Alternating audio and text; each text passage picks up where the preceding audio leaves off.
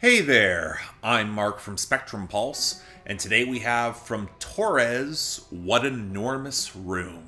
I knew going into this album that Mackenzie Scott would have two options: either expand her more accessible indie rock bangers that she honed on Thirstier, which just so happened to give me two of the best songs of 2021, or she would go back to the stalking, cyclical, meditative slow burn songs that have been her bread and butter throughout the 2010s that I often liked, but didn't always amplify her greatest strengths to me. Because that was the thing about Thirstier. It absolutely was a divergence in her sound, but it highlighted how much her dramatic intensity can really pay off a crescendo or a climax, where the swagger just took a leap. The sheer abandon was infectious, and thus it's a little bit frustrating and disappointing that with What an Enormous Room, TORRES is comfortably back in her comfort zone. And moreover, she sounds more confident, righteous, damn near imperious as she takes what sounds like a victory lap here. Thematically, this is an album all about potential, where such an enormous room can be symbolic of how she could expand her power. Where even if the room might be dilapidated or damaged, she can now feel it. That's not saying there's no dramatic tension here, because there is. There's this anxious fear at all this newfound space, and some legit anger at those who would attempt to diminish that space or leech off of her passion that attempts to balance out all of her relief and joy that she might feel. And Jerk Into Joy highlights just how precarious all these feelings can be. But it's also a tension that's very familiar. TORRES has locked into this groove before, and it creates a weird emotional discordance. For as limitless as she feels, the album has the tone of either not really believing it, or feeling so bemused at this newfound space that she can't take the most advantage of it, which in terms of societal or feminist critique probably could use some expansion that this album doesn't really explore. And it's also the poetic way of me saying that this album doesn't have anything close to her best climax points that came on Thirstier. But it also goes further than that.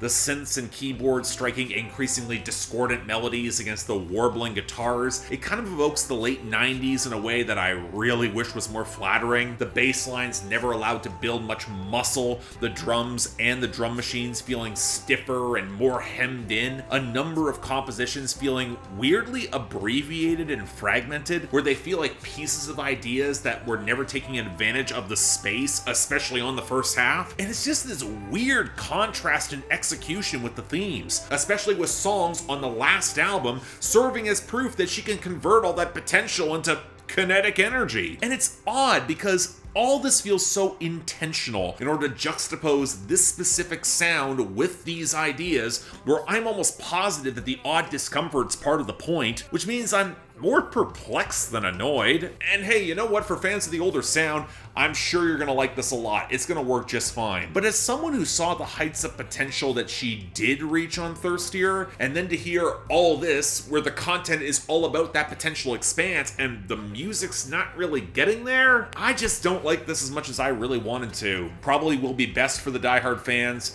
If you're curious, it's worth a listen. I'm just not sure that in such an enormous room, you might not start looking for a door. So yeah, thanks a lot for watching. If you want to see more, please be sure to like, share, drop some comments, and subscribe, especially for longtime TORRES fans, because again, I think something might be missing for me. I'm happy to hear your insight here, because again, this is an album I really was looking forward to, and it's hitting a weird note, not gonna lie there. What's with indie rock and weird notes this year? But beyond that, anything else I might be able to do to improve my presentation, I'm all ears. And if you guys want to get projects on my schedule going forward, which is already filling up quite quickly, link to my Patreon is right over there. Don't feel obligated. Tough times, I understand, but the option's available. Till then, I'm Mark, you're watching Spectrum Pulse, and I'll see you next time.